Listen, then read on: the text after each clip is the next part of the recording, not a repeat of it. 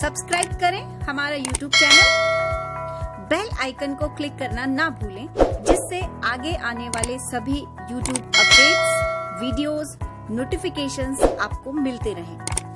नमस्कार दोस्तों, मैं हेमा जैन, परिष्कार college of global excellence autonomous से।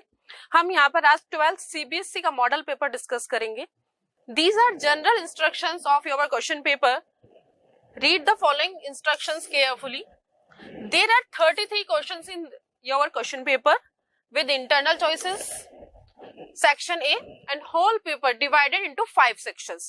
Section A consists of 16 MCQs carrying 1 marks, and B consists of 5 short answer questions carrying 2 marks, and C part consists 7 short answer questions carrying 3 marks each, and D consists of 2 case-based study questions carrying 4 marks each, and last section E sections consist of 3 long answer questions carrying 5 marks each, and all questions are compulsory. Now section A starts. The following questions are multiple choice questions with 1 correct answer. Each question carries 1 mark. There is no internal choice in this section. इस section में कोई internal choice नहीं है, सारे questions हमको करने हैं। तो फर्स्ट क्वेश्चन स्टार्ट करते हैं। For the reaction 2x + y x2y, आपको एक रिएक्शन दे रखी है। What will be the expression for instantaneous rate of the reaction? तो हमको एट अ मोमेंट रिएक्शन की रेट क्या होगी वो देखना है। चार फोर्थ ऑप्शन से half dy/dt minus half dx2y/dt minus dx/2dt and none of the these. तो देखिए थर्ड ऑप्शन इसमें करेक्ट होगा। तो इसका जो सॉल्यूशन है, the expression for instantaneous rate of the reaction is as follows. We know about that minus dx/2dt equal to minus dy/dt equal to plus dx2y/dt. We know that the rate of formation and the rate of elimination of reactants, formation of products and elimination of reactants will be equal to each other. Okay, then जो इसका जो आपका reactant है, जो reactant का हम rate of reaction लिखेंगे, दोनों रेट ऑफ रिएक्टेंट्स का, दोनों रिएक्टेंट का रेट ऑफ रिएक्शन और प्रोडक्ट का रेट ऑफ रिएक्शन इक्वल होते हैं। देन इसमें जो आपका स्टोइकोमेट्रिक कांस्टेंट होता है वो अपॉन में चला जाता है, और जो एलिमिनेशन ऑफ रिएक्टेंट रेट होता है उसके आगे हमारे कौन सा साइन आता है? Minus sign. एंड जो प्रोडक्ट फॉर्मेशन होता है उसमें प्लस साइन आता है। तो इस टाइप से हम इसको इक्वल कर सकते हैं। Minus dx/2dt equal to minus dy/dt। ठीक है, यहाँ पर कोई भी 1 है और यहाँ पर भी प्लस dx2y/dt। तो इसका ऑप्शन हो जाएगा minus dx/2dt। Second question, which of the following compounds will not undergo azo-coupling reaction with benzene diazonium chloride? There are 4 options: phenol, aniline, nitrobenzene and anisole. The structure of these compounds are phenol C6H5OH, aniline C6H5NH2 and nitrobenzene C6H5NO2 and anisole is C6H5OCH3. Okay, OH, NH2 and OCH3 all are electron donating groups whose increase electron density on ring. इनकी वजह से ring पर, benzene ring पर electron density increase होगी, but due to nitro group which are electron withdrawing group decrease the electron density on benzene ring. And C6H5N2Cl, benzene diazonium chloride, remove Cl negative, and C6H5NH2 is an electrophile, and electrophile attack in which ring electron density is rich, but in this compound electron density decrease, so azo coupling does not go for this compound. So solution is C. Diazonium cation is a weak electrophile and hence it react with electron-rich compounds containing electron-donating group such as OH, NH2 and OCH3 groups, and not with compounds containing electron-withdrawing groups such as NO2. NO2 decrease the electron density on benzene ring. Next, a magnetic moment of 1.73 bm Bohr magnetron will be shown by which among the following? So there are 4 complexes and we discuss CuNH3 4 2 plus, NiCN4 2 minus, TiCl4 and CoCl6 4 minus. हमको यहाँ पर क्या दे रखा है 1.73 Bohr magneton magnetic moment दे रखा है. तो हम यहाँ से जितने भी central atom central metal ion है इनका हम with oxidation state electronic configuration देखेंगे. हम देखेंगे जिसमें भी number of unpaired electron number देख के हम ये फॉर्मूले से देखिए magnetic movement mu equal to n+2 Bohr magneton. तो हमको दे रखा है म्यू 1.73. तो हम यहाँ पे हिट एंड ट्राई मेथड भी यूज कर सकते हैं. If n unpaired electron is 1, तो 1 plus 2 3 into 1 3 and we know that root 3 equal to 1.73. It means here 1 unpaired electron. So magnetic move 1.73 for 1 unpaired electron and we know that Cu2 plus 3d9 for us 2, but due to stable configuration 3d10 for us 0. So then stable compound on solving we get N1 and thus the complex compound having one unpaired electron exhibit magnetic moment of 1.73. जिस भी complex में one unpaired electron होगा उसका bore magneton होगा 1.73 Bohr magneton, उसका magnetic moment 1.73 होगा. Next, what is the correct IUPAC name of the given compound? So there are this compound. First of all we numbering. Start with priority gives functional group 1, 2, 3 and 4. There are 2 substituents in methyl group. So then 2,2-dimethyl butyric acid. 4 carbon members, but prefix is used and N-oic. 2,2-dimethyl butanoic acid. Next. Osmotic pressure of a solution is 0.0821 atm at a temperature of 300 Kelvin. The concentration in mole per liter will be. Here we ask about concentration in mole per liter. Okay, and we know about that pi equal to CRT. It is a formula for osmotic pressure. Then we give pi values 0.0821. Pi is the osmotic pressure here and C concentration and R is the gas constant 0.0821 and temperature is 300 Kelvin. So when we calculate then concentration is 0.3 into 10 to the power minus 2 mole per liter. So option will be correct A. Next, consider the following graph between molar conductivity and root C. What do you infer about NaCl and KCl from the graph? Here we discuss about 4 statements. NaCl and KCl are strong electrolyte, it is correct. Na plus and has less conductance than K plus due to less hydration, because in a periodic table lithium Na K and K has big size, so more hydrate, more ions are available, so Na plus has less conductance and K plus has more conductance. Due to the concentration increase, conductance also increase, and on dilution molar conductance will increase. जैसे जैसे dilution होगा conductance बढ़ेगी because the number of ions will also increase. So all the statements are correct. So option is D is right. NaCl and KCl are strong electrolyte because these compounds are totally dissociate in any solution. Both NaCl and KCl are strong electrolytes and Na plus has less conductance than K plus due to the more hydration. Next. Which of the following isomer has the highest melting point? There are 4 options. 1,4-dichlorobenzene, 1,2-dichlorobenzene and 1,3-dichlorobenzene. Benzene के 3 isomers हैं. इस पर जो dichloro 3 options है, दोनों 1,4 इस condition पर and 1,2 and 1,3 condition. 1,2 and 1,3 condition. Okay. Ortho, meta and para. This is para condition, this is ortho condition and this is meta condition. So all isomers have same melting points. Which option is correct? Then A option is correct. 1,4-dichlorobenzene is a para isomer and para isomer are more symmetric than ortho and meta isomers. Hence it has highest melting point because higher symmetry then इसको ज्यादा जितना भी हम melt करने में ज्यादा melting point इसका temperature ज्यादा होगा क्योंकि सिमेट्रिकल है तो उसको मेल्ट होने में ज्यादा टाइम लगेगा, ज्यादा टेम्परेचर चाहिए होगा उसकी सिमेट्री को ब्रेक डाउन करने के लिए. So 1,4-dichlorobenzene is the highest melting point in all the above.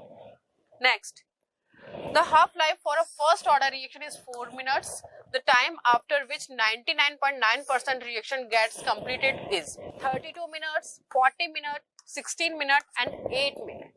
So here, first of all, for a first order reaction, we know that T half, formula of T half is T half equal to 0.693 upon K, and T half is given 4 minutes, okay, in the question, and 0.693 K. Here is a K is a rate constant, तो हम यहाँ से constant K की value निकालेंगे 0.693 upon 4. It is equation number 1. And we know for first order reaction T equal to 2.30 T upon K log 10 A upon A minus X, and T equal to हम यहाँ से K की value put down कर देंगे from equation first 2.303 0.69 upon 4 log 100 and 100 minus X. X is the 99.9%, so 99.9, so log 1000, and we write 1000 log 1000 10 to the power 3, so 2.303 into 4 into 3 and 0.693. When we calculate this equation and approx we find 40 minutes. It is the answer, option B correct. Next, the reagent with which acetaldehyde and acetone both react easily. Okay, तो कौन सा reagent है जो acetaldehyde and acetone जिससे दोनों से easily react कर लेता है? Grignard reagent, RMGX, Schiff reagent, Tollens reagent, Fallings reagent. Fallings reagent, it is the solution of two types of solution, Falling A and Falling B. Falling is a copper sulfate solution and Falling B is a potassium sodium tartrate. And Tollens reagent, it is also a solution of two mixtures, AgNO3 plus NH4. But Schiff's reagent, Tollens reagent, Falling solution all are reduced only aldehyde, not acetone. So correct option is Grignard reagent. Acetaldehyde and acetone both react with a Grignard reagent to give secondary and tertiary alcohol. जब हम इसकी reaction कराते हैं acetaldehyde and acetone की, तो हमको there are two types of aldehyde secondary when we react with acetaldehyde and we give tertiary alcohol when we react with acetone respectively, while Falling reagent, Tollens reagent and Schiff reagents are reduced by only and only acetaldehyde. Okay. Next, the magnitude of CFC, crystal field splitting energy at zero temperature, can be related to the configuration of d orbital in a coordination entity S. So we know that first of all CFC, for there is a delta O for octahedral complexes. Octahedral complex, d orbitals divided into T2G and EG and T2G. Okay, in first option, when pairing is energy is more, जब pairing energy ज्यादा है, ज्यादा खर्च हो रहा है pairing energy में, वो नहीं करेगा काम. इट मीन पेयरिंग नहीं होगी इलेक्ट्रॉन्स की, तो पेयरिंग नहीं होगी तो electrons T2G3 1 2 3 and upper orbital में मूव कर जाएगा. ओके, बिकॉज पेयरिंग एनर्जी ज्यादा है. तो ये कौन सी कंडीशन में होगा? Weak field and high spin, because high spin है, पेयरिंग नहीं हुई है. और ऐसा किस केस में होता है? वीक फील्ड में. ठीक है, इन the case of weak field ligand. Second condition, when splitting energy is more than pairing energy, the configuration is T2G4. जब splitting energy ज्यादा है तो हम splitting नहीं करेंगे, pairing होगी, pairing energy कम है तो यहाँ पे ये pairing हो जाएगी. तो इस केस में T2G4 easy 0, right? Strong field ligand and high spin, but ये high spin complex नहीं होगा, ये low spin complex होगा. And third case, if delta 0 is higher, P, the configuration T2G3 and EG1, no, because splitting energy is more, then pairing is preferred. तो यहाँ पर T2G EG में यहाँ पर pairing नहीं बता रहे कि it means ये, that is wrong. And delta 0 equal to P, ये दोनों अगर equal है तो configuration is T2G1, ये वाली statement भी wrong है. then correct option is A. It is the solution. If CFC delta 0 is less than P, energy required for pairing the electron do not pair up, and fourth electron goes to Eg of higher energy, and hence high spin complex is formed. Pairing of electron does not take place in case of weak field ligands. Next, consider the following given compounds. Which of the following is the correct order of reactivity towards SN2 reaction? SN2 reaction in which transition state is formed and Walden inversion is observed. Walden inversion.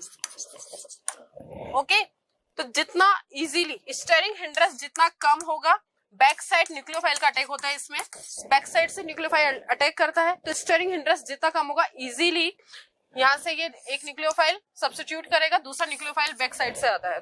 In all three cases, second CH2 alpha carbon steric hindrance is very less, and both of them is a sp2 carbon and sp3 carbon. So CCl bond is less strong compared to this sp2 CCl. So order is first of सबसे less in steric hindrance इसमें होगा second में, then first में, then third. So order is second, first and third. An alkyl group at the alpha carbon being bigger in size than H atom, because यहाँ पर only hydrogen atoms है और यहाँ पर ये जो अल्फा कार्बन है इस पर आपका पूरा एल्किल ग्रुप है, tends to block the approach of the nucleophile to carbon due to steric hindrance in SN2 mechanism and make the reaction difficult to occur. So more steric hindrance and difficult to attack to nucleophile. Next, which of the following graphs represent exothermic reaction? What is the exothermic reaction? Exothermic reaction in which reaction energy released. So there are three type of graphs, but in this case, ठीक है, ये activated complex activation energy है reactant सी, तो यहाँ पर ये delta H remove हो रही है, निकल रही है, डेल्टा H नेगेटिव है, तो यहाँ पर जो ये एंडोथर्मिक रिएक्शंस के लिए होता है, यहाँ पर ये इक्वल है, तो ये पॉसिबल नहीं है. तो एक्सोथर्मिक रिएक्शन के लिए करेक्ट ऑप्शन इज फर्स्ट, तो option B first on. Next, 13th question, assertion reason type questions. The order of the reaction. Here a reaction is given, CH3CO ester का हाइड्रोलिसिस हो रहा है, hydrolysis of ester, acetic acid formation and ethanol is 1. तो order of reaction क्या है? 1. Reason क्या दे रखा है? The molecularity of this reaction is 2. Order तो क्या है? 1 एंड मॉलिक्युलरिटी 2 है. तो both assertion and reason are correct, and reason is a correct explanation of the assertion, and both assertion and reason are correct, but reason is not the correct explanation of the assertion. Assertion is correct but reason is incorrect, and fourth option is both the assertion and reason are incorrect. We know that first जो assertion है वो भी right है, order इसका 1 होता है and molecularity 2 होती है, but reason is not correct explanation of assertion. तो option कौन सा जाएगा? B. Both assertion and reason are correct, but reason is not the correct explanation of the assertion. क्या इसका एक्सप्लेनेशन होगा? ड्यूरिंग हाइड्रोलिसिस ऑफ एस्टर, जब ester का hydrolysis होता है तो water is always present in high concentration, and we know that which compound in high concentration, हम उसकी जो ऑर्डर है उसको नेग्लेक्ट करते हैं. Okay, thus there is a very little change in its concentration and it practically remain constant रहती है. Thus the order of reaction is 1, and this type of reaction is called pseudo first order reaction, and the molecularity reaction is 2. Molecularity 2 होगी, but जो order होगा वो depends करेगा only ester. Okay, next, assertion, this complex of ethylene diamine has lower stability than NiNH3 तो आप देखिए यहाँ पर जो assertion दे रखा है, ये जो कॉम्प्लेक्स है ये स्टेबल होगा, ये लेस स्टेबल बता रखा है, बट रीजन दे रखा है इन NiEN3 ethylene diamine Cl2 the geometry of Ni is tetrahedral.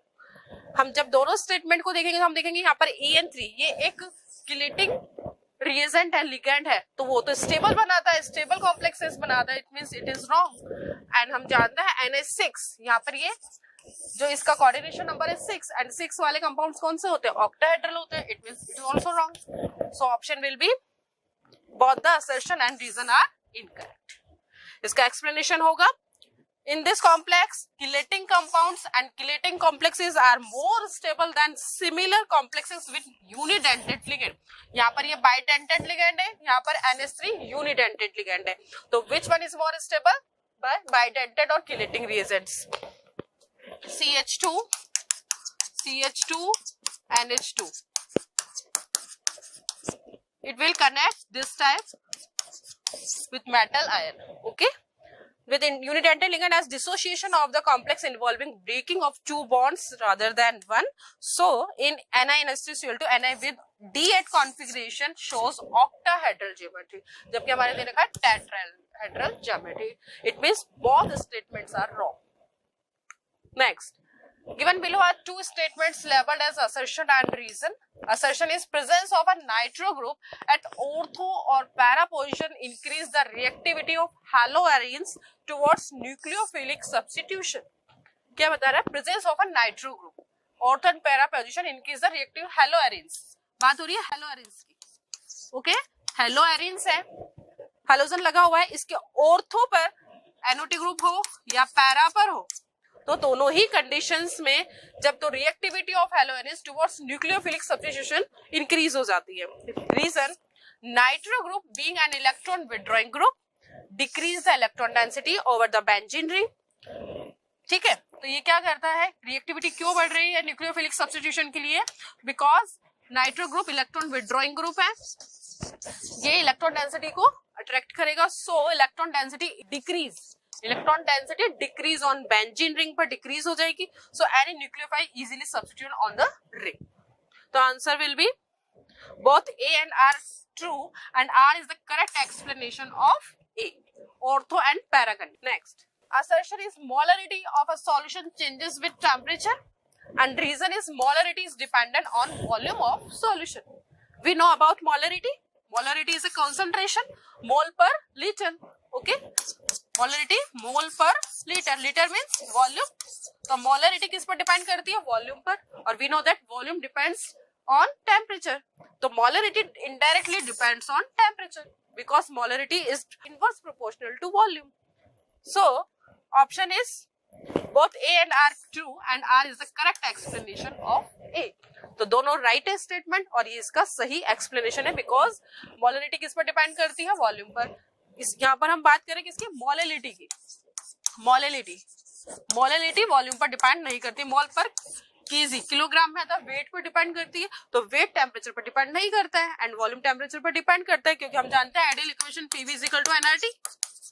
तो वॉल्यूम और टेम्परेचर रिलेशन में होता है बट मोलैलिटी और टेम्परेचर में कोई रिलेशन नहीं होता. It is a very important thing. Next, now we start section B. Section A is complete. This section contains 5 questions with internal choice in 1 questions and the following questions are very short answer type and carry 2 marks each. Her question 2 marks का है. Next, give the reason for following. There are 2 statements. Transition elements and their compounds act as a catalyst and actinoids show irregularities in their electronic configuration. जो transition elements होते हैं periodic table में, उनके जो compounds हैं catalyst के जैसे use होते हैं. वाई?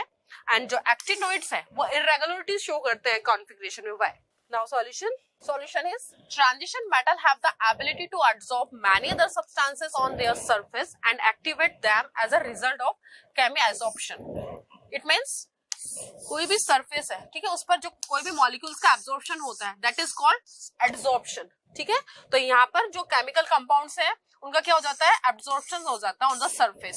तो जो ट्रांजिशंस मेटल्स होती है उनकी ये प्रॉपर्टी होती है कि वो एब्जॉर्ब हो जाती है मैनी अदर सब्सटेंस को बहुत इजीली. इनकी जो सरफेस होती है ट्रांजिशन मेटल्स की वो दूसरे जो केमिकल जो भी कंपाउंड्स है सब्सटेंसेस है उनको बहुत इजीली क्या कर लेती है? एब्जॉर्ब कर लेती है एंड एक्टिवेट कर देती है them as a result of केमिएब्जॉर्प्शंस.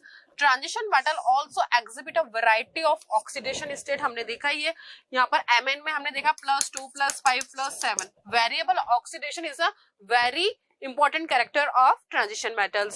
So change oxidation states relatively easily oxidation state change कर लेती है and this make transition metal and there compounds good catalyst.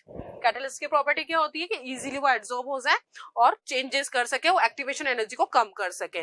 तो ट्रांजिशन मेटल्स में ये प्रॉपर्टी होती है. फॉर एग्जांपल PD है, platinum, palladium, V2O5, vanadium pentoxide, ये सब ट्रांजिशन मेटल्स का कैटलिस्ट है जो मैनी ऑर्गेनिक रिएक्शंस में यूज होते हैं. नेक्स्ट क्वेश्चन था actinoids show irregularities in their configuration. तो electronic configuration of actinoid show irregularities because the energies of their 5f 6d 7s। जब हम इसका एक्टिनोइड्स का इलेक्ट्रॉनिक कॉन्फ़िगरेशन देखेंगे तो हम देखते हैं इलेक्ट्रॉन्स किस में मूव करते हैं 5f 6d 7s। और जब आप इसका एनर्जी और देखेंगे n+l रूल के according to n+l rule 5f 5 plus 3 6 plus 2 7 plus 0 5 plus 3 8 and 7 approximately very same energy levels, so orbitals are close to each other and electrons can easily move between them subshells क्योंकि energy difference बहुत कम है। Next इसका एक और option हो रहा है आपके साथ चॉइस में, अकाउंट फॉर द फॉलोइंग।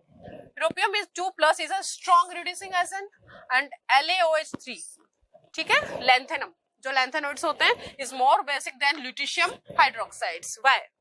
तो first explanation is electron configuration of europium 2+ is 4f7 6s2। इसका इलेक्ट्रॉनिक कॉन्फ़िगरेशन ये होता है। तो on oxidation the evolution of the electrons take place. जब ऑक्सीडेशन होगा इसका तो 2 इलेक्ट्रॉन्स रिमूव हो जाएंगे and it will gain 4f7, okay. Hence after the removal of 2 electron achieve stable half filled configuration. F14 होता है तो F7 अगर हमको गेन हो रहा है इट मींस ये हाई स्टेबल कॉन्फ़िगरेशन है because we know that half filled orbitals is very stable configuration.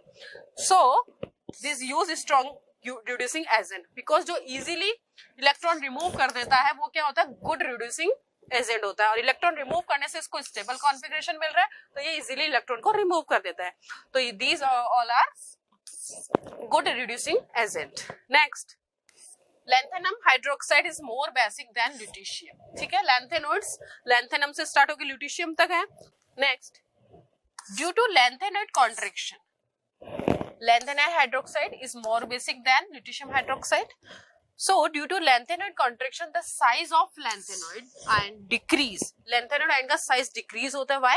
Regularly with increasing in atomic size due to the lanthanide contraction हो जाता है and thus covalent character between lanthanoid ion and hydroxide ion will increase due from lanthanum 3+ to lutetium 3+. Thus the basic character of hydroxide decrease from lanthanum hydroxide to lutetium hydroxide। तो हमने क्या समझा यहाँ पे, ये जो लैंथेनम से ल्यूटिशियम है साइज क्या हो रहा है, लैंथेनोइड कॉन्ट्रैक्शन की वजह से क्या हो रहा है, साइज ऑफ लैंथेनोइड डिक्रीज हो रहा है, ओके। लैंथेनोइड का साइज डिक्रीज हो रहा है एंड जो कोवेलेंट कैरेक्टर है वो क्या हो रहे हैं और आयंस के बीच में लैंथेनोइड। तो दस द बेसिक कैरेक्टर जो covalent character between lanthanoid ion and OH minus OH ion, यहाँ पर जो La और OH इसके बीच में कौन सा बॉन्ड है, covalent.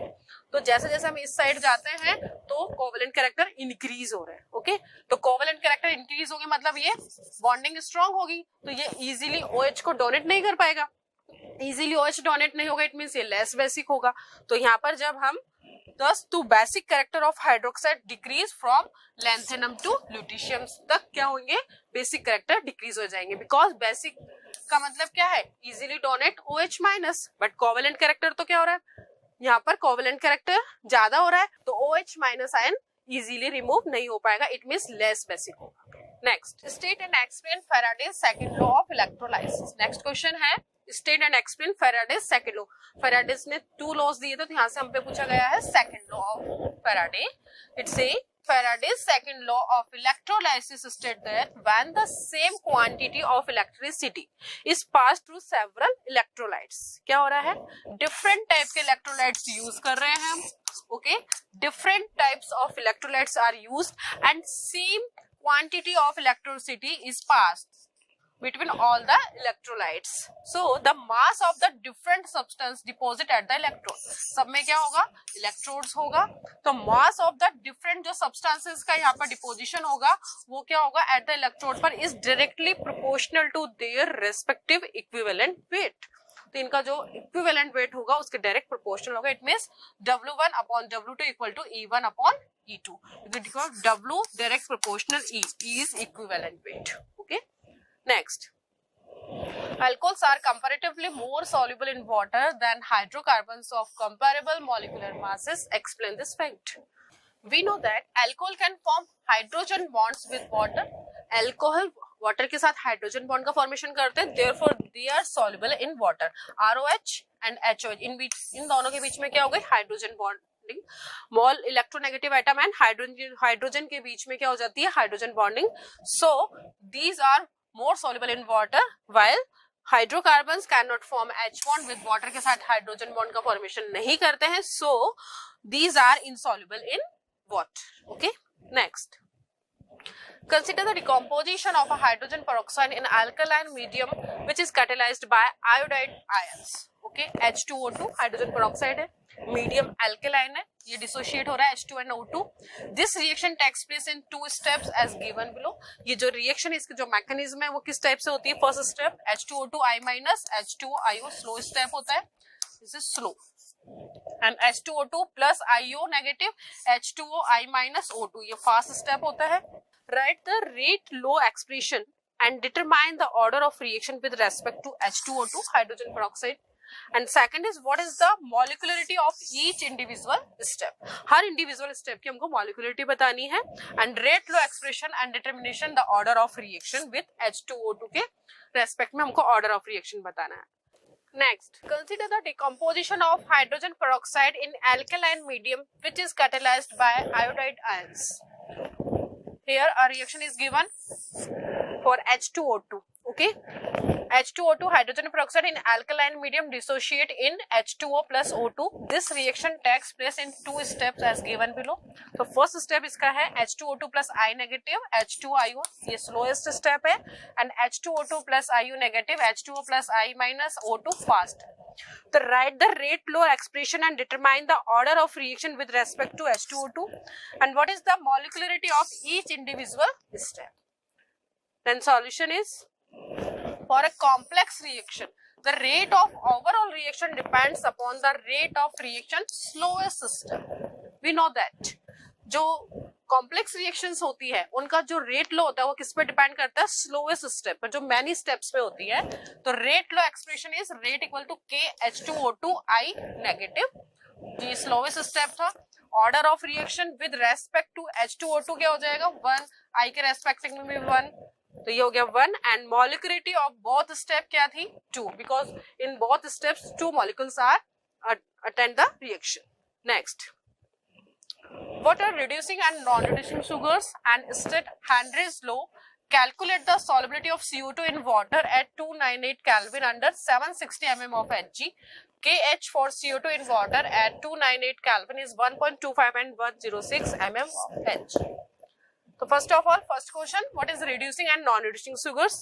Solution of A, all those carbohydrates in which functional group carbohydrates में 2 types के, aldehydic and ketonic, CHO and C double bond O. Aldehydic और कीटोनिक ग्रुप्स होते हैं, आर फ्री अगर कंडीशन में होते हैं तो वो क्या कर देते हैं, reduce Fehling solution and Tollens reagent are called reducing sugar. For example glucose, fructose. Glucose में एल्डिहाइडिक ग्रुप होता है फ्री फॉर्म में एंड फ्रक्टोज में कीटोनिक ग्रुप होता है. While other which do not reduce these reagents, ऐसे carbohydrates, ऐसे sugar जो फंक्शनल इनको Fehling solutions and Tollens reagents को रिड्यूस नहीं करते हैं तो are called non reducing sugars. For example sucrose. Sucrose is a disaccharide and glucose and fructose is monosaccharides. Next, Henry's law. Henry's law statement, the mass of a gas dissolved in a given volume of the liquid. किसी भी liquid में एक gas dissolve हो रखी है, ठीक है. Mass of a gas dissolved in a given volume of the liquid at a constant temperature depends upon the pressure which is applied. जो गैस का प्रेशर अप्लाइड कर रखा है उसके क्या होता है, वो उस पर कांस्टेंट टेम्परेचर पर डिपेंड कर देता है. In other way, the partial pressure of the gas in vapor phase P is proportional to the mole fraction of the gas in the solution. Here we write mathematically P equal to KHX. X is a mole fraction of gas and K is a Henry constant and P is a partial pressure of gas. And a numerical is KH for CO2 gas 1.25 and 10 to the power 6 mmHg. It is given. And mole fraction X CO2 equal to partial pressure of CO2 divided by KH for CO2. इसको जब हम solve करेंगे 760 mm of Hg divided by 1.25, then we get 608 and 10 to the power minus 6 mole fraction of CO2. Next, now start section C. Section B is complete. This section contains 7 questions with internal choice in 1 questions. The following questions are short answer types and carry 3 marks each. Okay, so there are 3 reactions and we ask about the product of these reactions. To complete the following reactions, यहाँ पर आपका ether की reaction with hydrogen iodide at the temperature 373 and C6H5ONA phenoxide ion CH3Br methyl bromide के side जब हम इसको heat करते हैं तो क्या प्रोडक्ट मिलेगा, एंड जब हम ईथर की रिएक्शन HBr से कराएंगे तो क्या प्रोडक्ट मिलेगा. Then solution is CH3O C2H5HI. तो यहाँ से आपका CH3I and C2H5OH, H positive and I negative form में होता है, एंड CH3 यहाँ से ब्रेक डाउन होगा C2H5O नेगेटिव के फॉर्म में, मोर इलेक्ट्रोनेगेटिव है, और CH3 पॉजिटिव के फॉर्म में. पॉजिटिव पर आ गया आपका negative part CH3I and C2H5OH आपका ये बन गया ethanol and methyl iodide. Next reaction C6H5ONA plus CH3Br methyl bromide C6H5ONA. तो यहाँ से आपका NaBr रिमूव हो जाएगा, Na plus and Br negative के फॉर्म में, तो C6H5O नेगेटिव और यहाँ से CH3 प्लस, ये दोनों कंबाइन करके C6H5OCH3 बनाएंगे. C6H5OCH3. What is the general name of this compound? Anisole. Okay. Next, CH3O CH2 CH3HBr, H plus and Br negative, O negative, CH2 CH3O negative पर H आ जाएगा, ethanol बन जाएगा, and CH3Br methyl bromide. So these all are products of these reactions. Next, what is a racemic mixture? Give one example. Racemic mixture क्या होता है? तो 50:50 means 50%, 50-50% mixture of 2 enantiomers. Enantiomers is mirror image of 2 compounds of any optically active compounds. Optically active enantiomers is called racemic mixture. मतलब racemic 50%, enantiomer 50%, D होगा तो 50% L होगा. Okay, enantiomer से mirror image से optically active है और 50-50% है, तो this mixture of 2 enantiomer is called racemic mixture. It is optically inactive. Each compound is optically active, but both compounds or mixture are optically inactive. Why? Since rotation caused by the molecules of one enantiomer, इससे जो rotation होगा और इससे जो rotation होगा, D की वजह से dextro rotatory and levo rotatory. Dextro rotatory मतलब clockwise and levo rotatory anti clockwise. ये clockwise से anti clockwise both rotations are cancelled out to each other. Since rotation caused by the molecules of one enantiomer is exactly cancelled by equal and opposite rotation caused by the same molecule of the other enantiomers. For example, an equimolar mixture of plus मतलब dextrorotatory 2-bromobutane and minus, ये आपका rotation को denote करता है, plus and minus sign, D and L form भी हम लिख सकते हैं, 50% D फॉर्म 50% L फॉर्म. तो 2-bromobutane positive and negative 2-bromobutane. तो ये हो गया आपका 2-bromobutane और optically active because chiral carbon is present here. Chiral carbon, chiral center which attached by 4 different groups: methyl, ethyl, bromide and hydrogen. 4 different groups are attached to a carbon, that is called chiral carbon. Okay, so both are optically active individually but mixture is optically inactive due to external compensation. एक term आता है यहाँ पे external compensation. और इसी के साथ एक मीजो कंपाउंड्स होते हैं. मीजो कंपाउंड्स में 2 chiral कार्बन होते हैं and a symmetrical plane होता है, and meso compounds are also optically inactive because internal compensation, because clockwise direction half part and anti-clockwise direction half chiral carbon. So meso compounds are also optically inactive due to internal compensation. Next, discuss the following terms: coordination number and effective atomic number. So first is coordination number, the total number ligands to which metal is bounded. ठीक है, जो total number of ligands से जो metal से bounded होते हैं through a coordinate bond in a given complex is known as coordination number. For example, in this complex, cobalt metal connected to ammonia ligands, coordination number 6, because 6 ammonia ligands attached to cobalt metal, and in this complex nickel CO ligand, 4 CO ligand connected to Ni, so coordination number is 4. Okay, so coordination number, ligand attached to metal. How many ligands attached to metal? Next, effective atomic number. Effective atomic number En, that represent the total number of electrons. Total number of electrons surrounding the nucleus of a central metal atom. जो central metal atom है, उसका जो nucleus है, उसके surrounding जो electrons है, total electrons कितना surrounding है in a metal complex में, that is called effective atomic number. Mathematically, En Z minus oxidation number plus 2 into coordination number. Coordination number अभी हमने देखा, and oxidation number जो metal का oxidation number होता है, in this complex we can calculate the En. K4FeCN6 has En number क्या हो जाएगा 26. Z का atomic number of central atom. तो यहाँ पर क्या है आयरन, Fe का 26 हो गया, and oxidation number plus 2, तो minus 2 plus 2 into 6, because coordination number is 6. So we can find 36, which is the configuration atomic number of krypton. Next, depict the galvanic cell in which the reaction Zn plus 2Ag plus Zn2 plus N2Ag, यहाँ पर एक galvanic cell को depict कर रखा है, takes place for the show which of the electrode is negatively charged. कौन सा electrode, यहाँ पे 2 metals के electrode है, zinc and silver, तो कौन सा negatively charged होगा, and carriers of the current in the cell and individual reaction of each electron. So the cell will be represent as, ये जो cell है हम इसको ऐसे represent कर सकते हैं, that shows salt bridge, जिससे दो सेल, इंडिविजुअल सेल जो कनेक्ट रहते हैं, दो इलेक्ट्रोड्स कनेक्ट रहते हैं सॉल्ट ब्रिज से, तो Zn2 प्लस में कन्वर्ट हो रहा है Ag, यहाँ पर ये इस टाइप से आएगा Zn2 प्लस में Ag प्लस Ag में. सो फर्स्ट एनोड पर क्या होता है, ऑक्सीडेशन होता है, दो इलेक्ट्रोड होता है anode and cathode.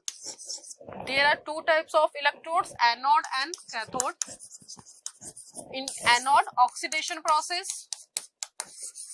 and cathode reduction process will be performed. Okay, तो एनोड है, यहाँ पर फर्स्ट जो आपका क्वेश्चन था, which of the electrodes is negatively charged, कौन सा इलेक्ट्रोड क्या होता है नेगेटिवली चार्ज होता है, तो anode, because zinc electrode will be negatively charged, because in this equation zinc is negative, zinc का क्या हो रहा है ऑक्सीडेशन हो रहा है, because there are 2 electrons is removed in the oxidation process, 2 electrons will be removed, so Zn is anode and zinc electrode will be negatively charged. Second, the carrier of the current in the cell, the current will flow from silver to zinc in the external circuit. Internal circuit में क्या हो रहा है, zinc metal से electrons remove हो रहे हैं, किसकी तरफ जाएंगे, Ag की तरफ. इलेक्ट्रॉन रिमूव, ऑक्सीडेशन प्रोसेस कौन से इलेक्ट्रोड पर हो रही है, जिंक इलेक्ट्रोड पर, तो यहाँ से इलेक्ट्रॉन रिमूव होंगे, किसकी तरफ जाएंगे, Ag की तरफ. Ag प्लस फॉर्म में इलेक्ट्रॉन को गेन करेगा and reduce in Ag. Electrons का फ्लो हो रहा है इस साइड से जिंक टू Ag, बट जो आउटर सर्किट है उसमें करंट का फ्लो कैसे होगा, Ag टू जिंक. ठीक है, silver to zinc in the external, because current flow in opposite direction to electrons flow. Individual reaction at each electrode is, anode पर क्या होगा ऑक्सीडेशन, Zn2 प्लस में कन्वर्ट हो जाएगा प्लस 2 इलेक्ट्रॉन्स, एंड कैथोड पर reduction होगा Ag plus gain 1 electron, if 2 Ag तो 2 electrons gain and 2 Ag reduced. Okay, next sorry, right a note on haloform reaction. Haloform reaction पर note लिखना है हमको. The aldehyde, first of all, which compounds gives haloform reaction? In which compound CH3 C double bond O, CH3 CHOH group will be present? All these groups containing compounds gives haloform reaction. First of all, aldehyde and ketone containing CH3CO group on treatment with halogen in the presence of alkaline. Halogen and alkaline, कोई भी base हो सकता है, NaOH, और हम लिख सकते हैं सोडियम हाइपोहैलाइड NaOX. ये तो कोई भी रिएजेंट हम ले सकते हैं प्रोड्यूस हेलोफॉर्म का प्रोडक्शन होता है, क्लोरोफॉर्म हो सकता है, आयोडोफॉर्म हो सकता है, ब्रोमोफॉर्म हो सकता है. In this reaction methyl group link to the carboxy carbon atom is converted to haloform. Reaction will be acetone CH3CO group है तो हेलोफॉर्म रिएक्शन देगा.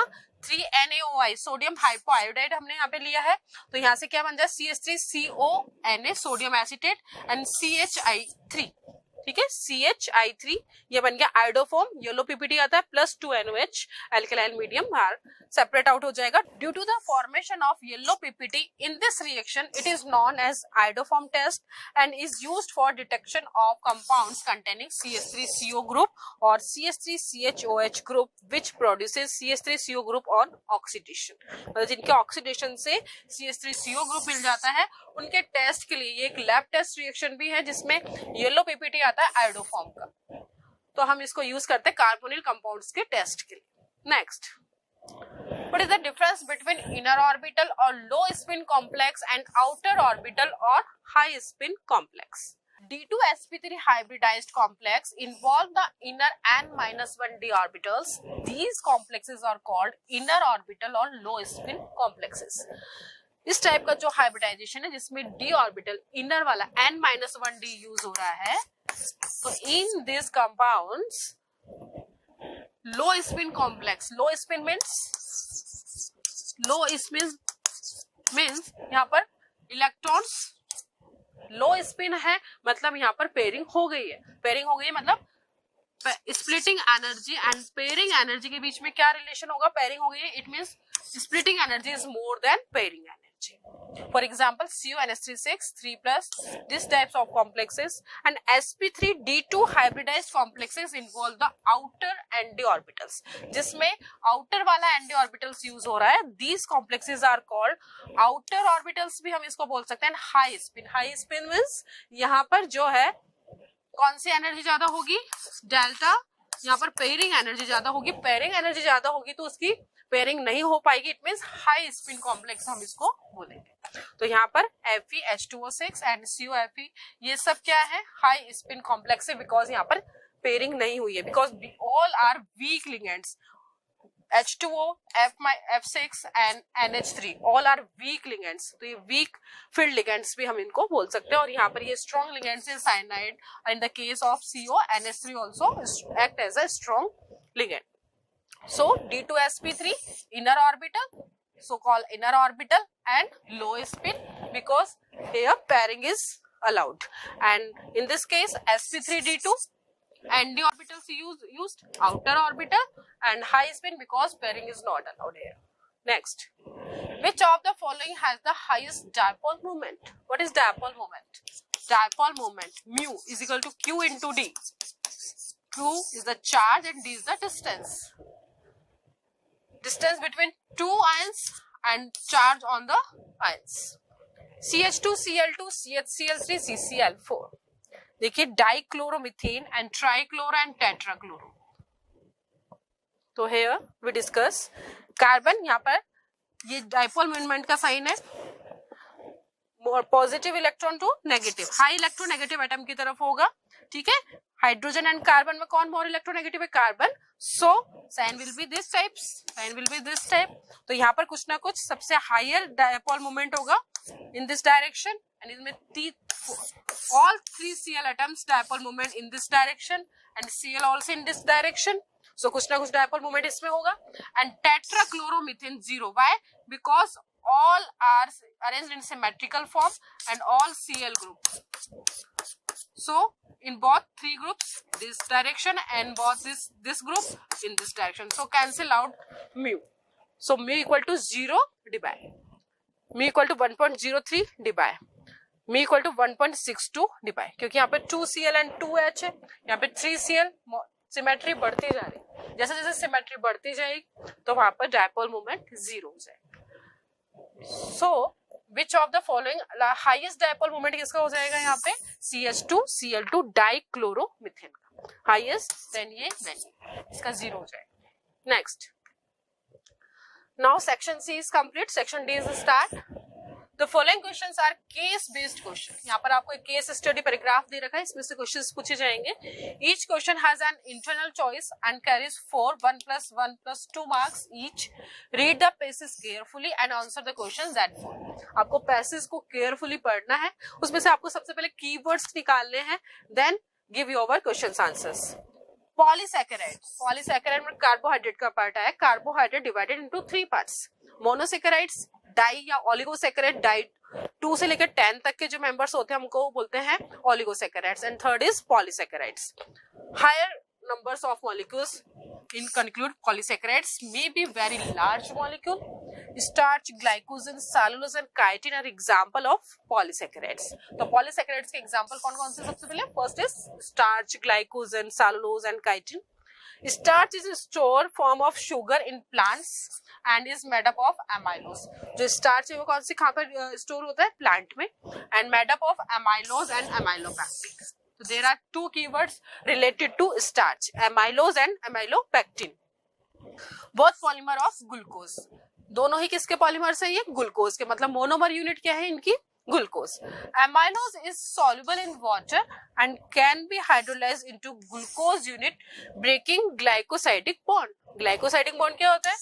जिससे मोनोमर यूनिट्स कनेक्ट होती है by glycosidic bonds by the enzymes alpha amylase and beta amylase. It is a straight chain polymer. ये सारा amylose का description आ रहा है कि amylose कैसा है, क्या प्रॉपर्टीज है उसकी. Straight chain polymer है and beta amylopectin is a branched chain polymer of several D-glucose molecules. इनके मोनोमर यूनिट क्या है, इनका जो पैटर्न है, चेन पॉलीमर है, ब्रांच्ड पॉलीमर है, वो सब हमको इसमें बताया. Next, 80% of amylopectin is present in starch. में कितना अमाइलो, कौन सा पार्ट ज्यादा होता है? 80% amylopectin. And plants are able to synthesize glucose. और plants किस में able होते हैं? To synthesize glucose. And the excess glucose is stored as a starch in different plants, including roots and seeds. The starch that is consumed by animals is broken down into smaller molecules such as glucose. And the cells can then absorb the glucose. तो glucose में break down हो जाता है और हम glucose को absorb कर लेते हैं. Glycogen. नेक्स्ट आया ग्लाइकोजन. हमने बहुत सारे एग्जांपल्स पढ़े थे, स्टार्च, ग्लाइकोजन, काइटिन एटसेट्रा. तो नेक्स्ट पॉलीसैकेराइड कौन सा है? ग्लाइकोजन. हमने अभी किसके बारे में पढ़ा था? Now we can read about starch. Glycogen is the storage form of glucose in humans and other vertebrates. ये भी एक स्टोरेज फॉर्म है किसका?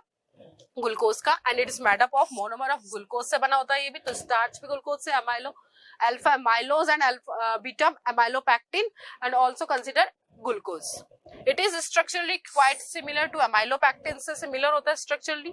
Glycogen is the animal equivalent of starch and it is stored in liver and skeletal muscles. कहाँ पर store होता है ये? liver and skeletal muscles में. Next आता है cellulose. Next polysaccharide cellulose.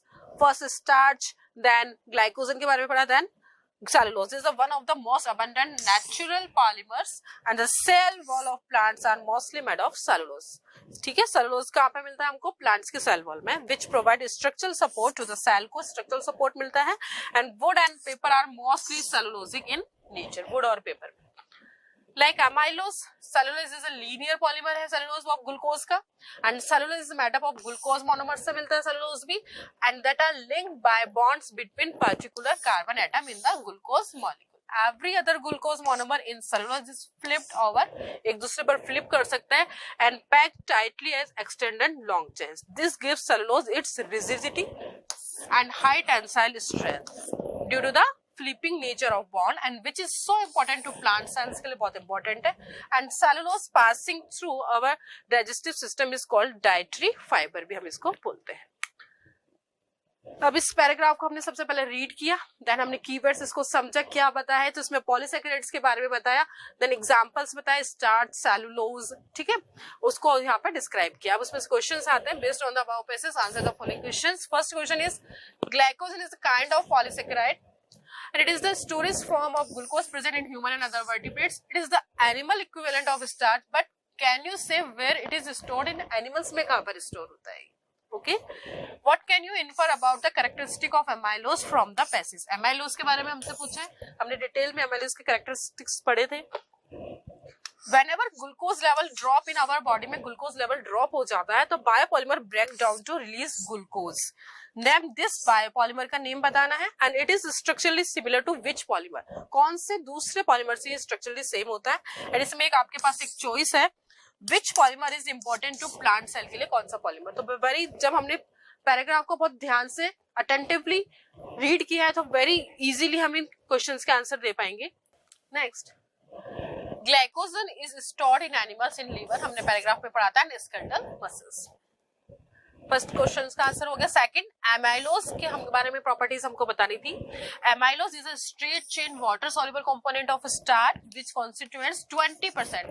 Amylopectin 80% था, then 20% amylose. It can be hydrolysed into glucose units.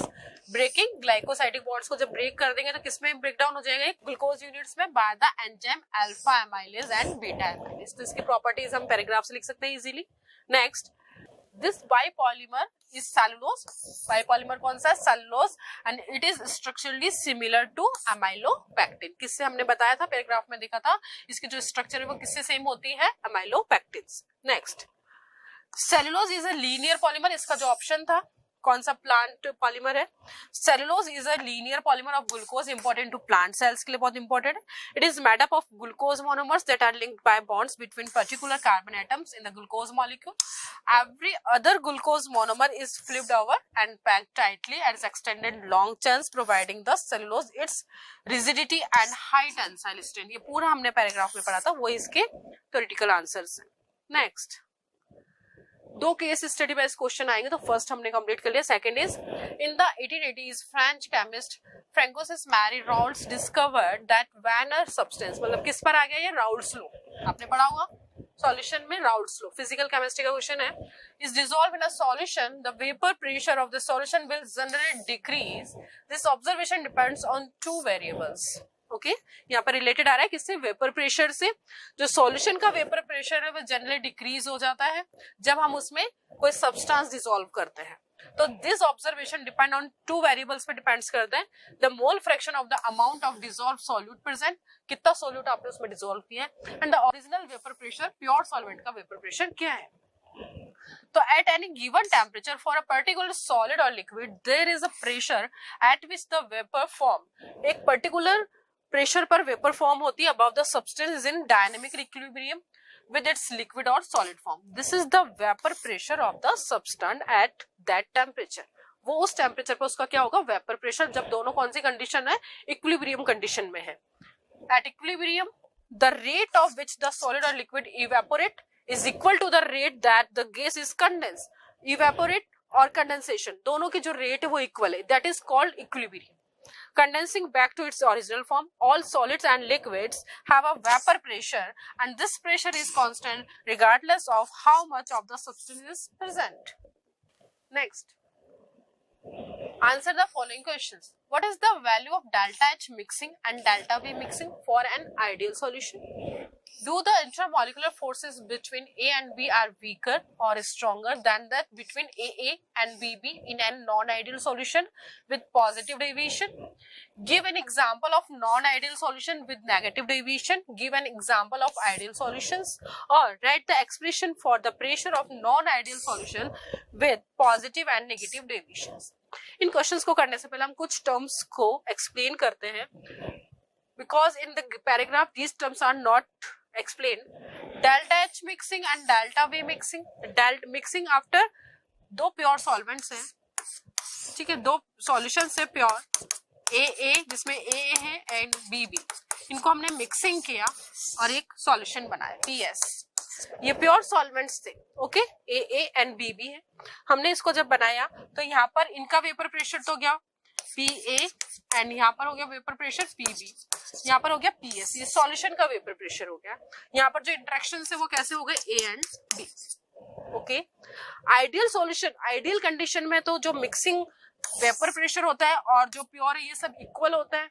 Delta H mixing 0 होती है एंड डेल्टा वी मिक्सिंग 0 होती है in ideal condition. But non ideal conditions में जब हम वोलेटाइल और नॉन वोलेटाइल सॉलिड्स मिक्स करते हैं तो टू टाइप के केसेस बनते हैं, positive deviation and negative deviation. ठीक है, पॉजिटिव डेविएशन, जो आपने राउल्ट्स का ग्राफ देखे हैं फॉर आइडियल कंडीशंस के लिए, ये आइडियल कंडीशंस के लिए राउल्ट्स लॉ है।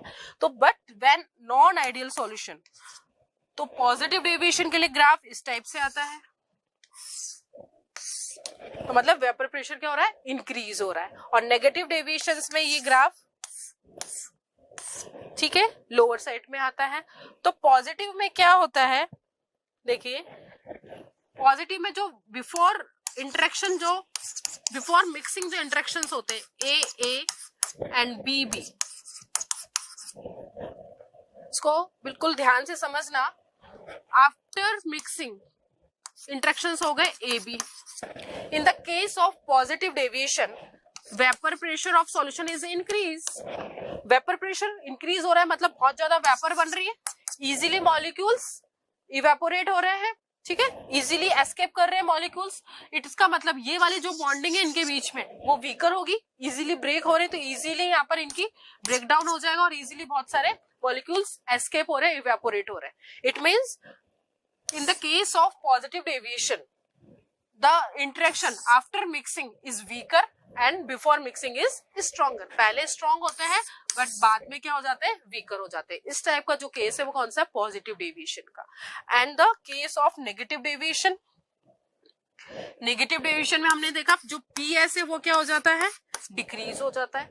पीएस डिक्रीज हो रहा है, मतलब जो ए बी इंटरेक्शंस है वो कैसे होंगे, स्ट्रॉन्ग होंगे, तभी मॉलिक्यूल्स एस्केप नहीं कर पा रहे, इजीली इवेपोरेट नहीं कर पा रहे हैं, ठीक है, तो कम होंगे। तो ये वाले जो इंटरेक्शंस है वो कैसे होंगे, स्ट्रॉन्ग होंगे। Is that clear? तो ये इंटरेक्शंस स्ट्रॉन्ग होंगे आफ्टर मिक्सिंग, जो इंटरेक्शंस है वो स्ट्रॉन्ग होंगे before mixing A and A B. अब हम इन क्वेश्चंस के आंसर बहुत इजीली दे पाएंगे। Next answer is A, delta H mixing is 0 and delta B mixing is 0 in the case of ideal solutions. And B weaker होंगे कौन से, इन द केस ऑफ, हमारा जो क्वेश्चन था वो क्या था, second question, do the interaction forces between A and B are weaker, कौन सा, non ideal with positive deviation. Positive deviation के केसेस में जो A and B are weaker होंगे या स्ट्रॉन्गर होंगे, तो ए बी के बीच में कौन से होंगे, वीकर होंगे।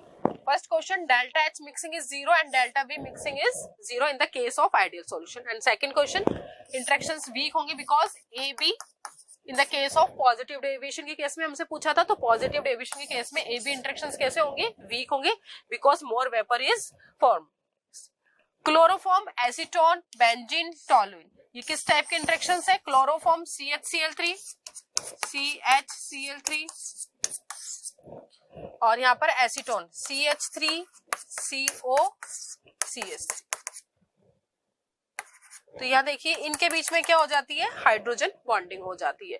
तो it is the examples of कौन से, नेगेटिव डेविएशन, क्योंकि हाइड्रोजन बॉन्डिंग हो गई, स्ट्रॉन्ग बॉन्डिंग हो गई। पहले के जो थे वो क्या थे, वीक थे और अब स्ट्रॉन्ग हो गए हैं। पहले जो पर्टिकुलर इसमें था वो क्या था, वीक था, बट अब दोनों के मिक्सिंग होने से इनमें जो बॉन्डिंग है वो स्ट्रॉन्ग हो गई है। और बॉन्डिंग स्ट्रॉन्ग किस केस में होती है, ए बी में, यहाँ पर bonding strong negative deviation. Okay, तो ये एग्जांपल्स हो गए नेगेटिव डेविएशन के, क्लोरोफॉर्म एसीटोन का mixture and benzene and toluene का मिक्सचर। नेक्स्ट हम बात करें वेपर सॉल्यूशन के वेपर प्रेशर के, PS is greater than for XAPA plus XB। Here X is the mole fraction of A solid and XB is the mole fraction of B।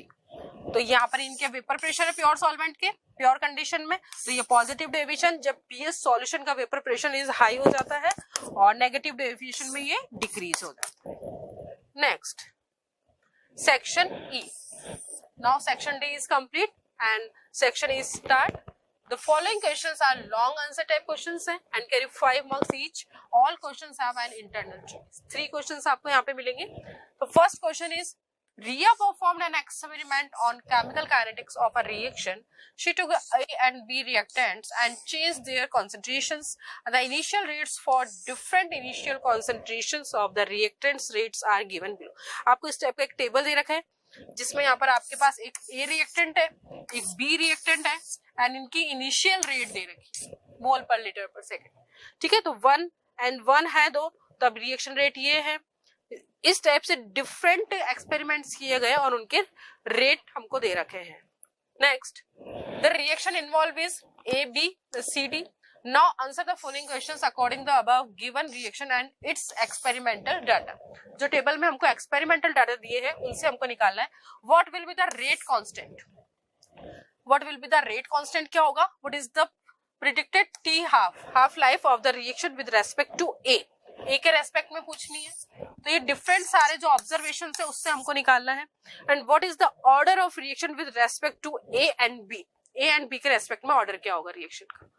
Next answer of first question. Since R equal to KA according to rate law, rate of reaction K constant and A is the reactant concentration. Then rate constant क्या हो जाएगा यहाँ से? K equal to R upon A. तो R equal to 2 into 10 to the power minus 3 upon A की जो concentration है मोल पर लीटर में. तो यहाँ से आंसर आ गया this. And T half for first order reaction, हमको यहाँ पे T half लेना है फर्स्ट ऑर्डर रिएक्शन के लिए. तो 0.693 upon K एंड यहाँ पर 0.693 K की वैल्यू क्या आ जाएगी यहाँ से? From above answer 2 into 10 to the power minus 3. So calculate the value 346.5 second. जब आप इसको कैलकुलेट करेंगे तो यहाँ से ये आ जाएगा आपका 346.5 second. And rate of reaction is direct proportional concentration power n is the order of reaction. Given reaction A plus B C से D ये रिएक्शन है. So suppose the given reaction is of order P. हमको यहाँ पर order नहीं पता है तो with respect to A and Q with respect to B. हमने देख लिया यहाँ पर जो दो रिएक्टेंट है A एंड B, तो order with respect to A P हो गया and order with respect to B Q हो गया. तो in the rate of formation of C and D can also be written as, तो यहाँ पर 2.0 into 10 to the power minus 3 R हो गई K. यहाँ से ये फर्स्ट इक्वेशन से ये इक्वेशन बन गई एंड सेकंड से ये वाली इक्वेशन बन गई एंड थर्ड से ये इक्वेशन बन गई. तो from equation first and second we get first and second को हमने डिवाइड कर दिया. ठीक है, 4/2 4 into 10 to the power minus 3 and 2 is to 10 to the power minus 3. So K 2P क्योंकि divide second and first 2P and 1 ये and K 1P. So 1P and 1Q. तो यहाँ पे आ जाएगा आपका 2 से ये कैंसिल आउट हो गया 2 एंड 1P and 1P है एंड 2 की पावर 1 आ जाएगा यहाँ से बिकॉज यहाँ पर 2 आ रहा है. 2 the power 1 and 2 the power P हम यहाँ से लिख सकते हैं. Hence P equal to 1 because when base equals base same then power also same. तो P equal to क्या आ गया यहाँ पर 1 आ गया. And when from equation first and third से हम क्या मिल सकता है? फर्स्ट और थर्ड को हम करेंगे तो यहाँ से हमको Q मिल जाएगा 1 बिकॉज 1 कैसे आया होगा 2 की पावर 0 क्योंकि बेस सेम होगा तो 2 की पावर 0 हम लिख सकते हैं. 2 की पावर Q बेस सेम तो ऑर्डर सेम तो Q इक्वल टू यहाँ पर आ गया 0.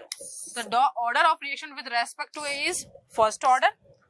A के रेस्पेक्ट में फर्स्ट ऑर्डर आ गया and with respect to B is 0 order. So rate of reaction does not depends on reactant B 0 order. What is the difference between ferromagnetism and paramagnetism? में क्या डिफरेंस है?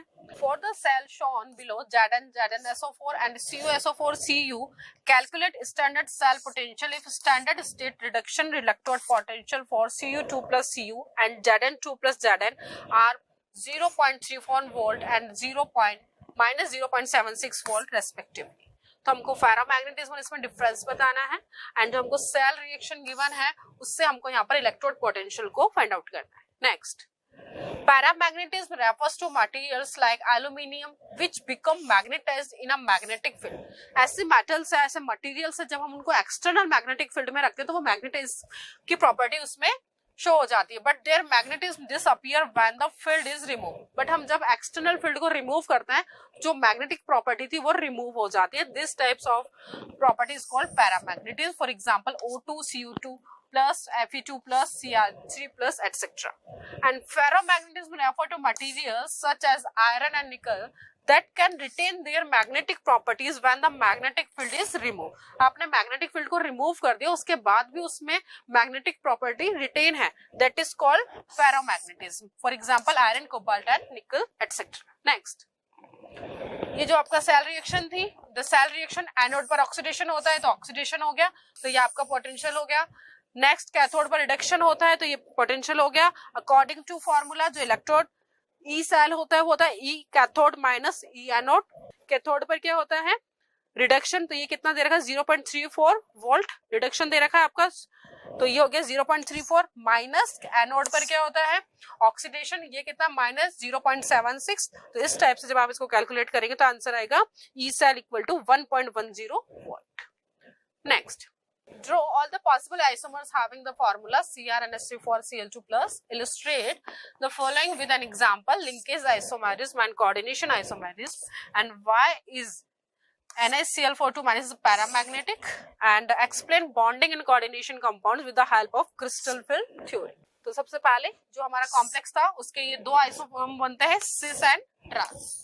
जब ये दो बहुत लिगेंड्स जो नेगेटिव लिगेंड्स है वो दोनों सेम साइड है तो हम इसको सिस बोल देते हैं। टेट्रा अमीन डाइक्लोरोक्रोमियम थर्ड आयन, यहाँ पर क्रोमियम की ऑक्सीडेशन स्टेट निकालेंगे कितनी आएगी थर्ड, एंड यहाँ पर 4 अमीन्स है और 2 क्लोरो है। यहाँ पर ये जो दोनों क्लोरीन ग्रुप है अपोजिट एंड पे तो हमने इसको ट्रांस, तो सिस एंड ट्रांस 2 टाइप के आइसोफॉर्म्स होते हैं एंड स्क्वायर प्लेनर इसकी ज्योमेट्री है। Linkage isomerism, the isomerism in which a ligand can form linkage with metal through different atoms.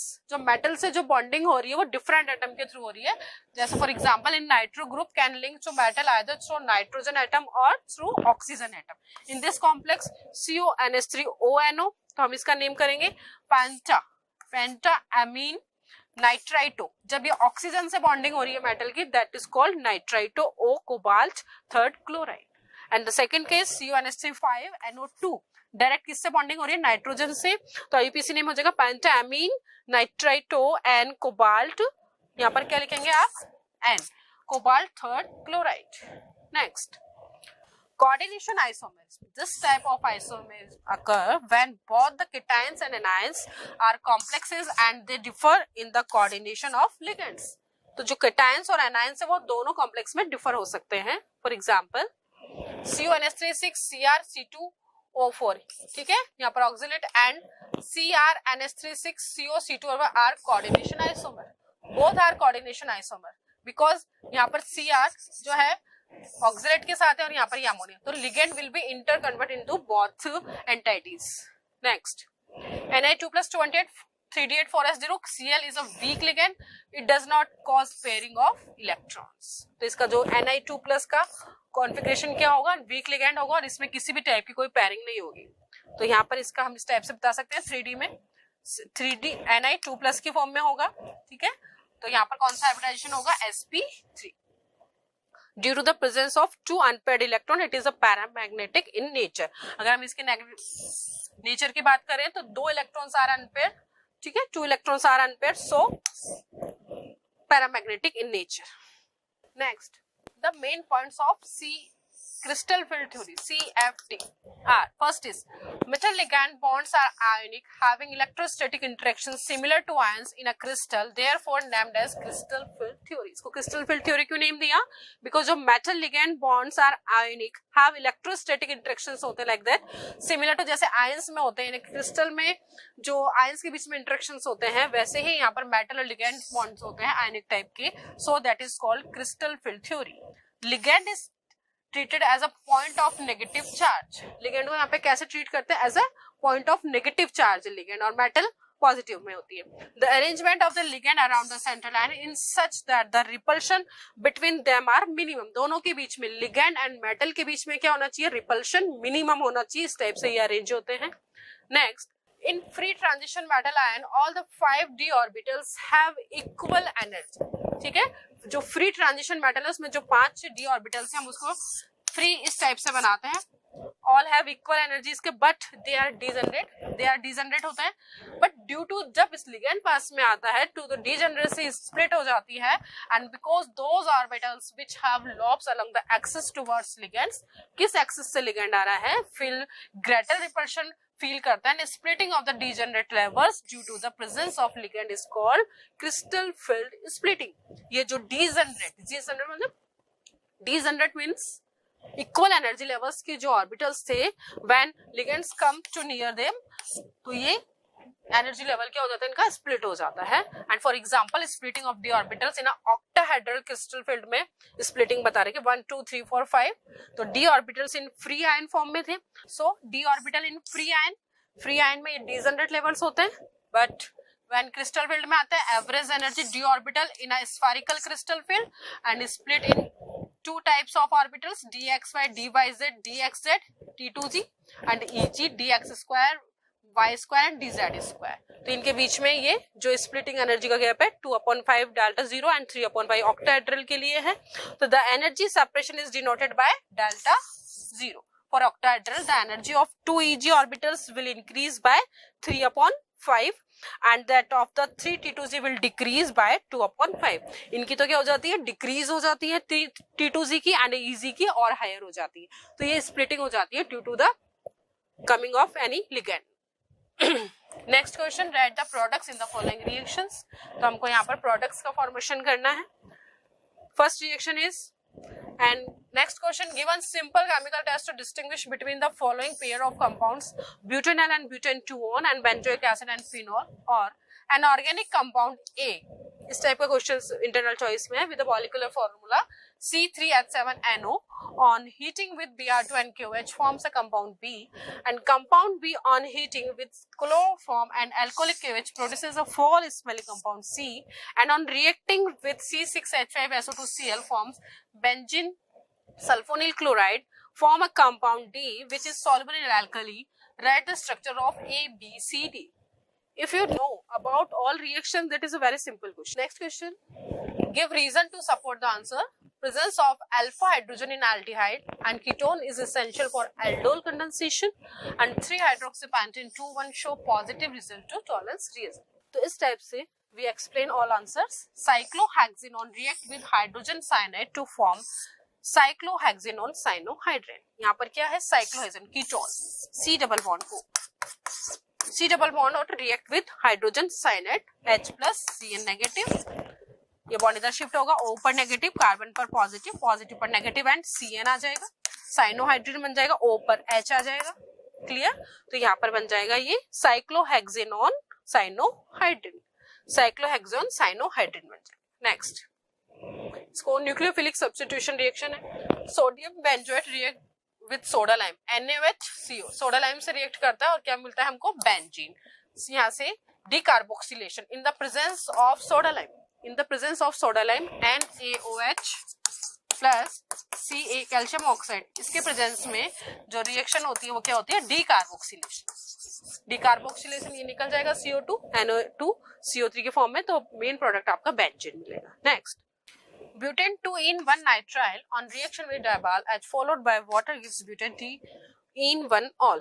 जब आप ब्यूटेन 2-in नाइट्राइल के रिएक्शन करवाएंगे डाइवाल से, रिड्यूसिंग एजेंट है, तो यहाँ पर साइनाइड से आपको पहले क्या मिलेगा, साइनाइड से पहले एमीन्स मिलेंगे. नेक्स्ट फिर उसका H2O, जब आप हाइड्रोलाइसिस करेंगे तो आपको प्रोडक्ट्स मिलेंगे एल्डिहाइड्स. Butane 2-in-1 L.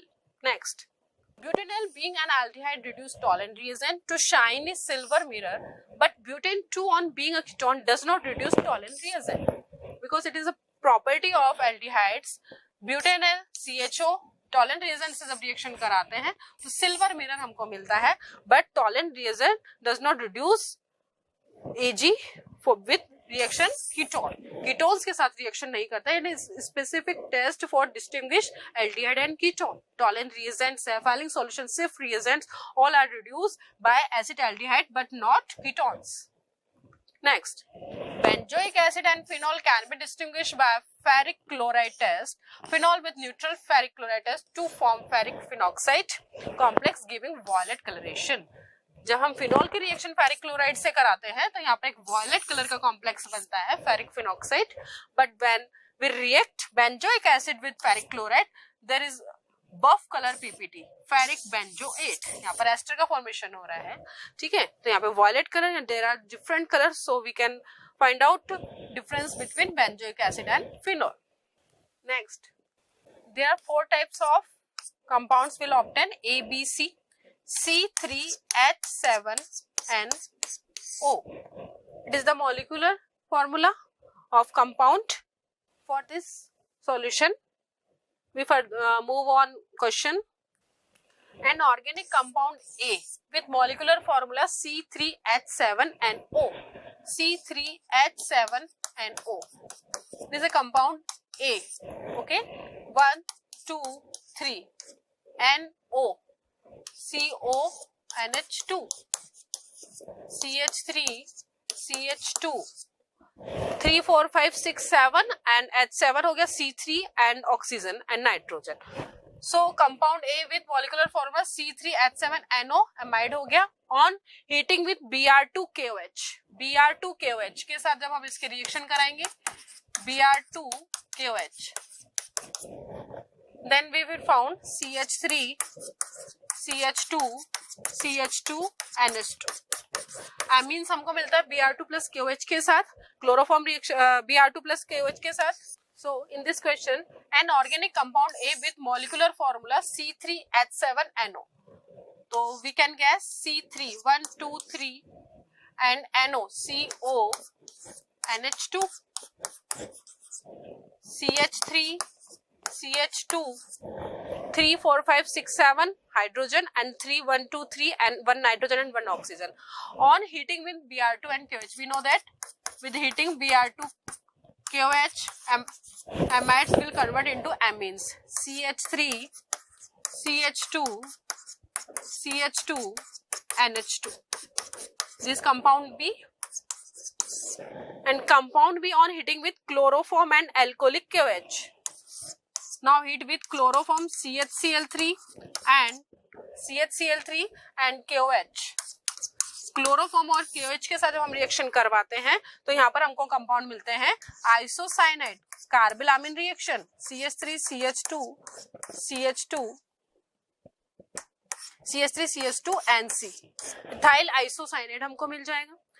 इसके रिएक्शन जब हमने इससे कराए तो बीच में आपको पहले इंटरमीडिएट बनेगा isocyanate, then it will convert into amines, and when we react amines further chloroform and KOH, we will obtain isocyanate. When heating with chloroform and alcoholic KOH produce a foul smelling compound C. C is isocyanate and on reacting with C6H5SO2Cl.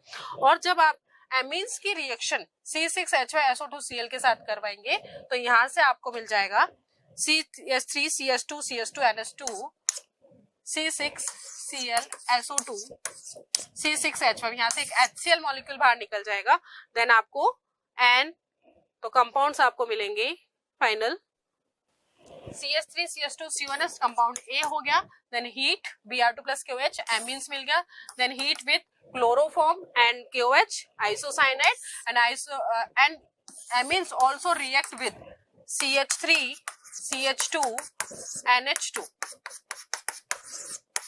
react with benzene sulfonyl chloride C6HCl Cl SO2 C6H5 यहाँ से 1 HCl is removed, so we can find CH3 CH2 NH SO2 C6H5. Next, second question answer. The alpha hydrogen atoms are acidic in nature. जो alpha hydrogen होते हैं कौन से? Carbonyl compounds के CH3 CO CH3. Acetone है, यहाँ पर CO group है, इसकी कौन सी नेचर होती है? इलेक्ट्रॉन विड्रॉइंग, इस बॉन्ड के इलेक्ट्रॉन को अट्रैक्ट करेगा, सो 1 H प्लस इजीली रिमूव है, सो CH2 नेगेटिव CO CH3, ये रेजोनेंस स्टेबलाइज्ड हो जाएगा.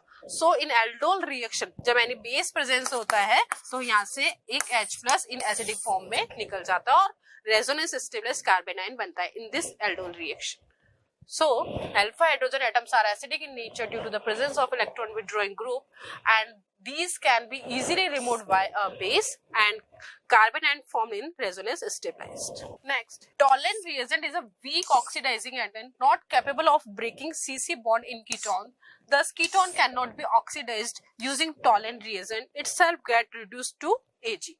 तो हमने ये जब डिफरेंशियल रिएक्शन में देखा ही था, जो टॉलेंस रिएजेंट है वो ओनली एल्डिहाइड को ही ऑक्सीडाइज कर सकता है, कीटोन्स को नहीं. Why? Because it is a weak oxidising agent and CC bond जो कीटोन में होता है उसको ब्रेक डाउन नहीं कर पाता है. तो ये जितने भी हमने क्वेश्चंस देखे थे, जो प्रैक्टिस क्वेश्चन सैंपल पेपर के, उनको हमने सॉल्व किया. तो इस टाइप से all the best for your CBSE 12th board exam and practice these questions. Thank you.